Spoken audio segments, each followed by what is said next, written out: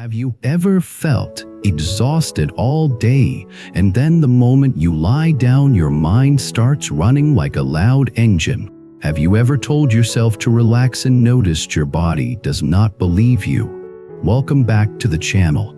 Tonight we are going to talk about sleep in the most human way possible. Not as a productivity trick and not as a quick fix. We will talk about sleep as a doorway into healing.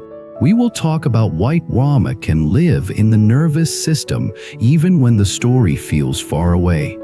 And we will walk through a gentle path that combines science-grounded understanding with spiritual wisdom about awareness, compassion, and cause and effect.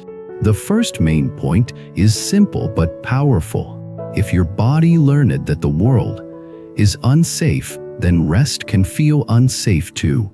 Sleep asks the body to let go of control. For a nervous system shaped by fear, that letting go can feel like danger, even when you are in a safe room.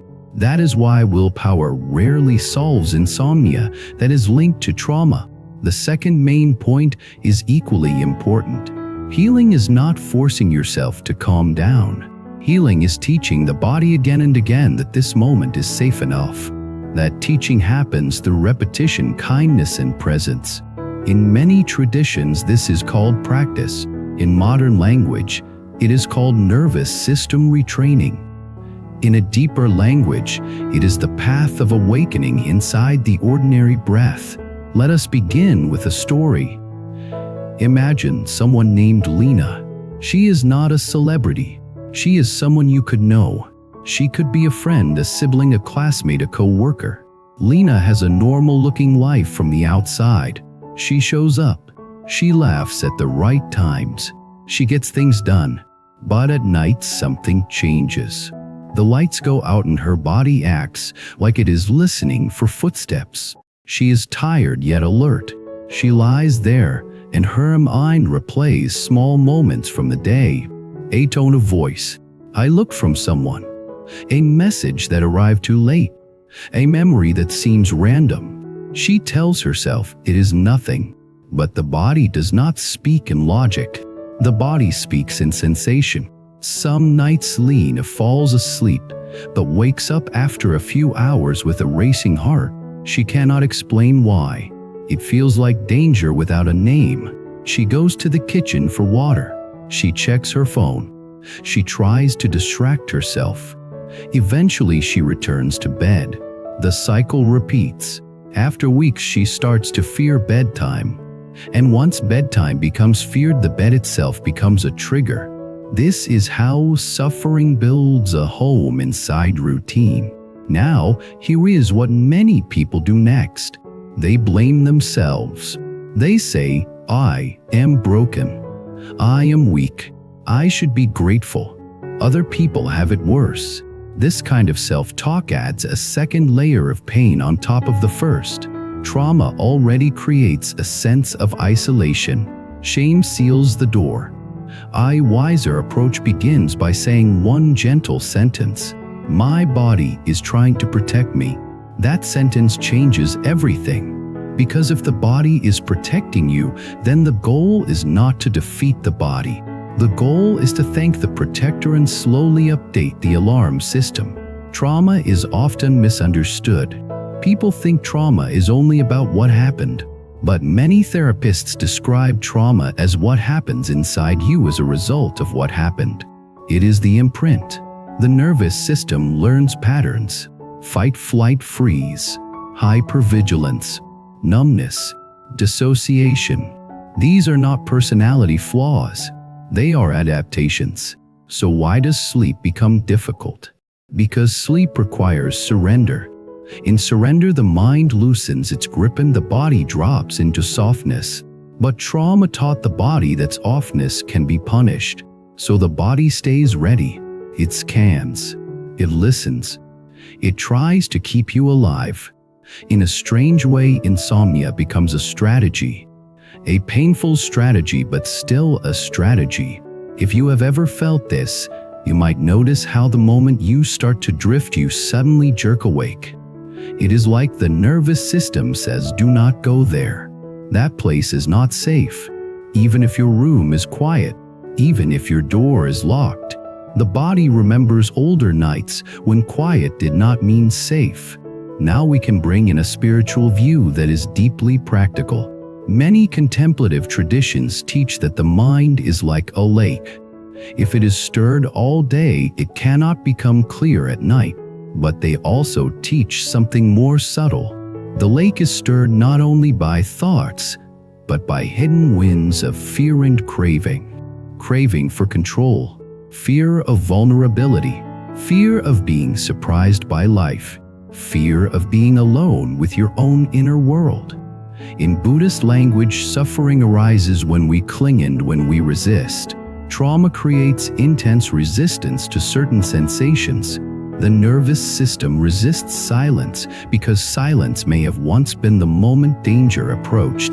The nervous system resists stillness because stillness may have once meant you could not escape. So the body chooses movement and alertness even when you are exhausted. So what is the path? The path is not to wrestle your mind into quiet. The path is to build safety in layers. Lena begins with a small experiment. She stops asking herself to fall asleep.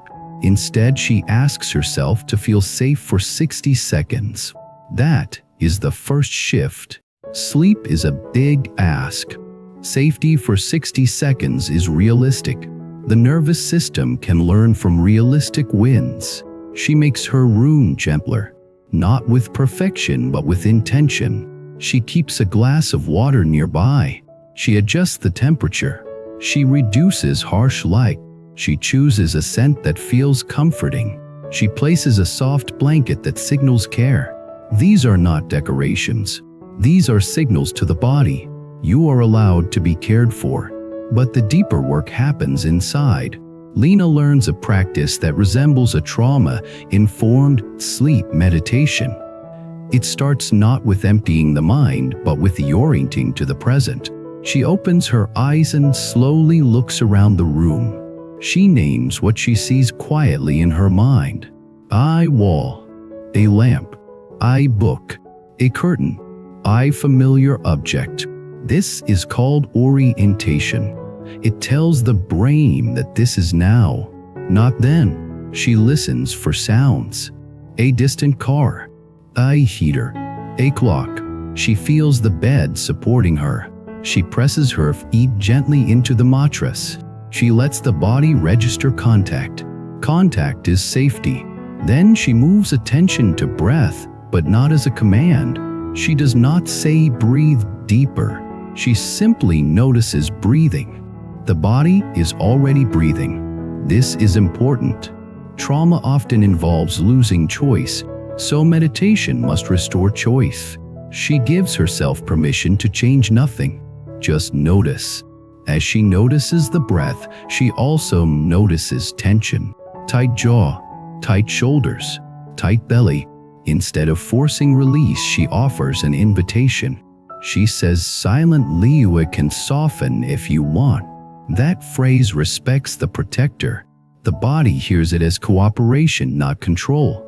She then practices a kind of compassionate body scan.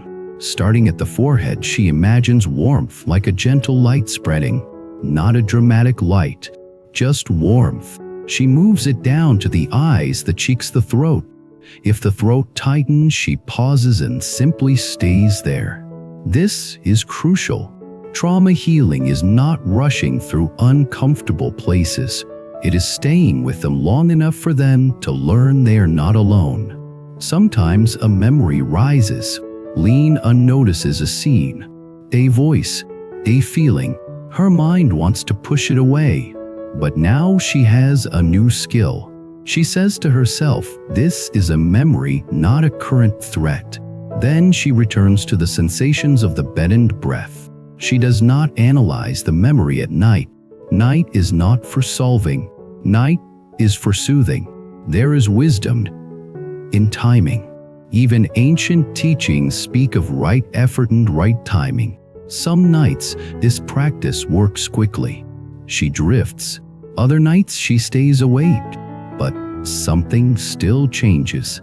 She no longer fights herself, and that reduces suffering even before sleep improves. That is an underrated victory. Now let us deepen the story. A few weeks later, Lena notices that her sleep lens is often strongest on days when she feels powerless. Maybe she had a conflict. Maybe someone ignored her boundaries. Maybe she had to smile through discomfort.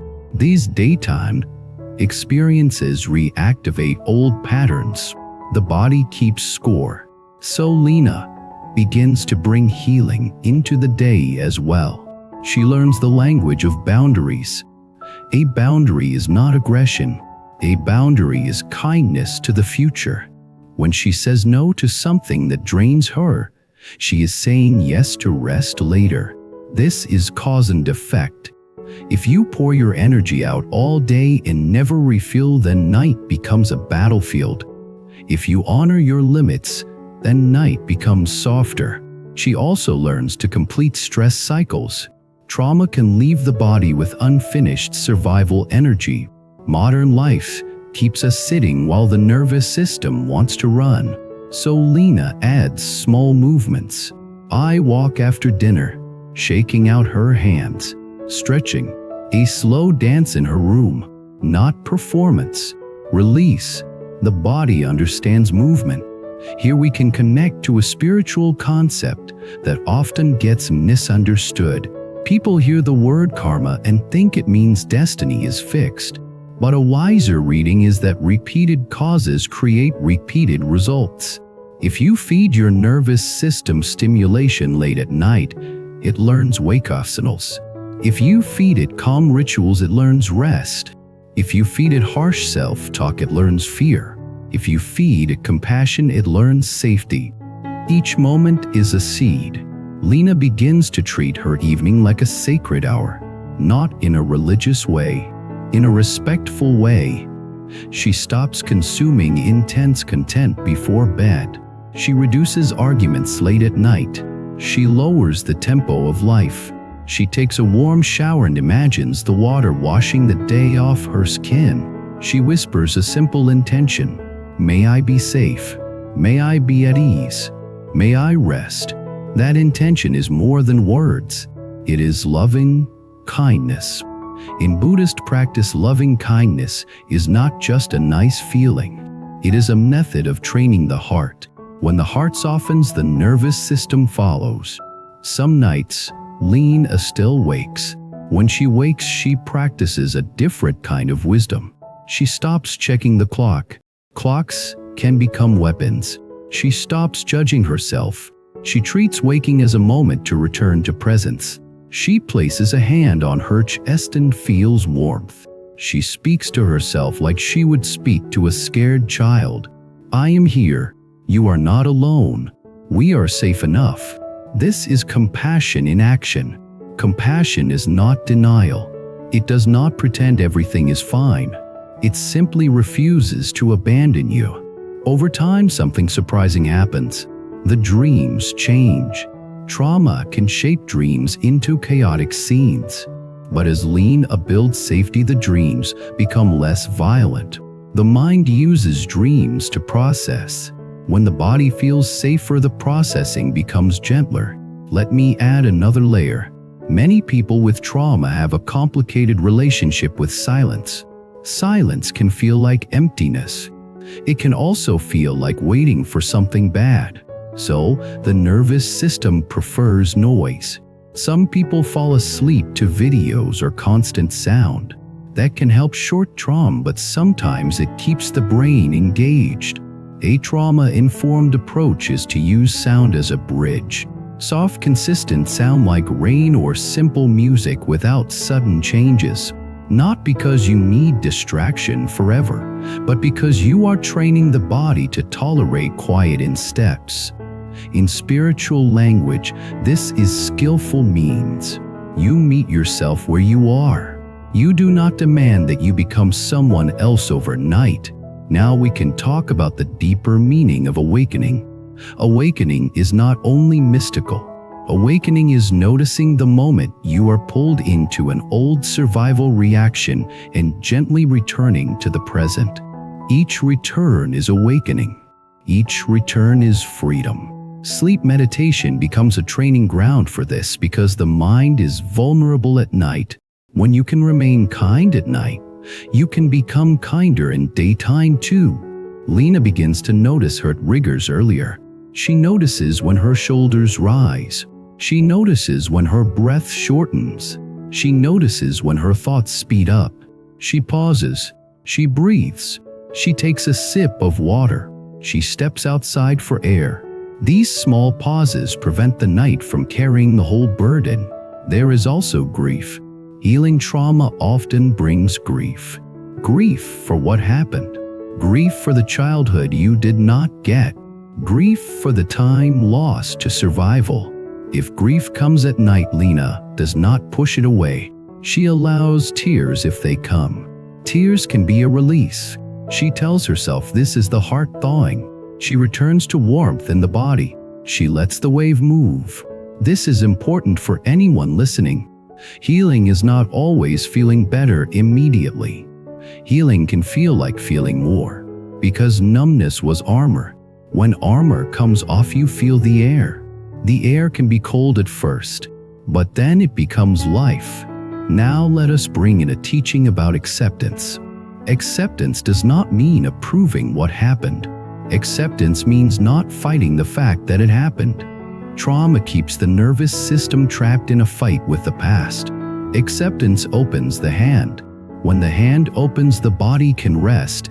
Many wise teachers say suffering equals pain plus resistance.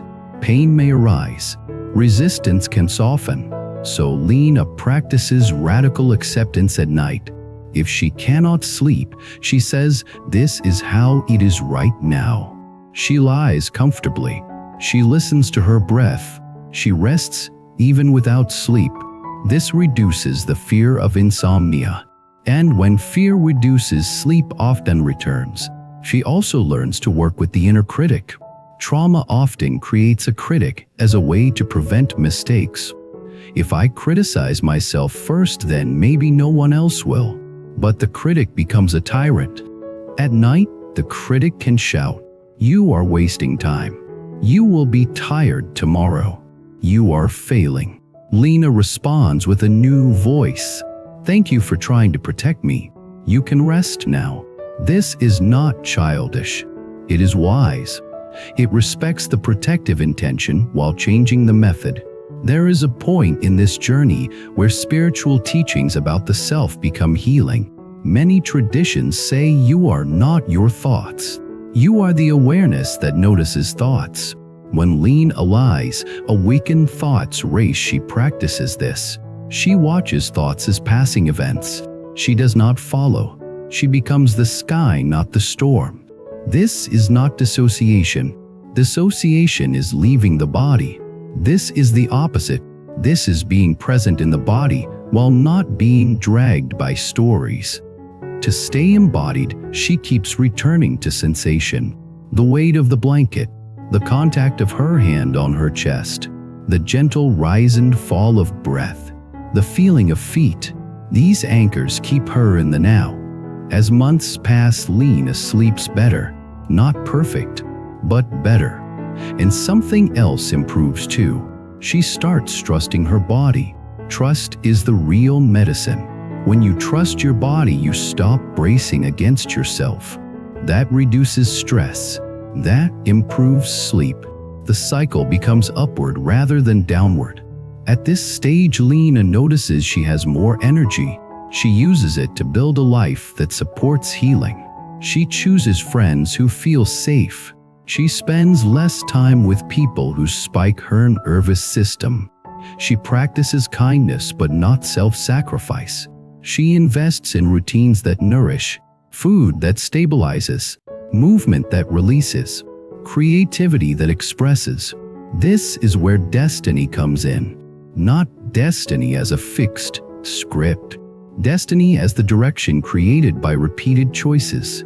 When you heal sleep, you heal attention.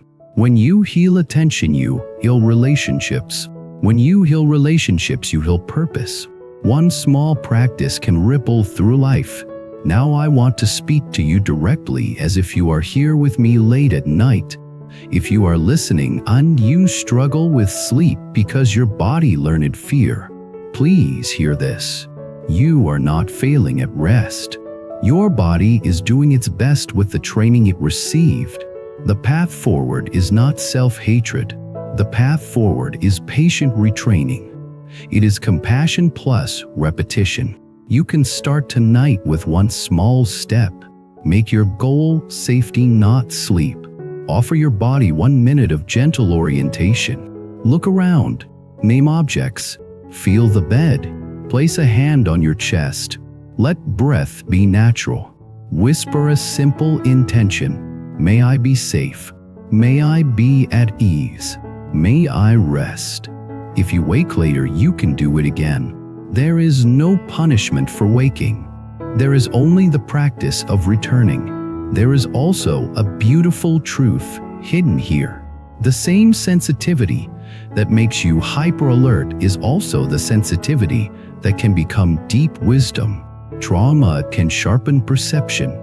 When healing happens, that perception becomes intuition, compassion, and clarity rather than fear.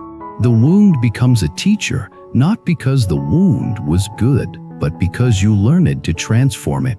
I have seen this in many people. Someone who could not sleep for years begins to practice gentle safety. They stop fighting themselves. They learn to breathe. They learn to feel. Slowly, nights change. But the bigger change is inside. They become kinder. They become steadier. They stop chasing peace and start cultivating it. If you have ever felt alone in the dark thinking everyone else sleeps easily, I want you to know there are many people lying awake too, and many of them are learning the same lesson. Rest is not a switch. Rest is a relationship. You build it. Thank you for being here with me tonight. If this resonated, share your story in the comments in a way that feels safe. What is the hardest part of bedtime for you? Is it racing thoughts? Is it body tension? Is it sudden fear?